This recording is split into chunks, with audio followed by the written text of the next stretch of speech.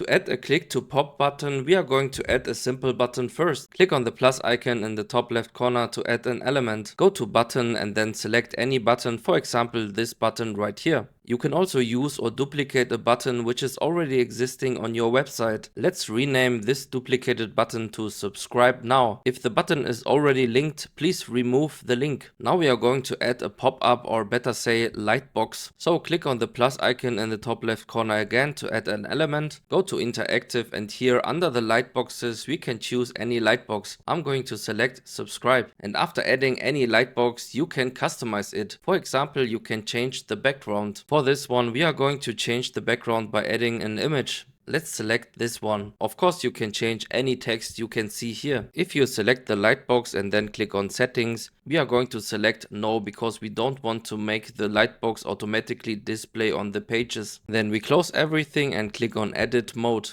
Now all we need to do is linking our subscribe now button to the lightbox. So easily select the button and click on this link icon right here. Go to Lightboxes and select the one you created. If you now click on preview and then click on the button you created, you can see that the lightbox is popping up. Thank you very much for watching and see you next time.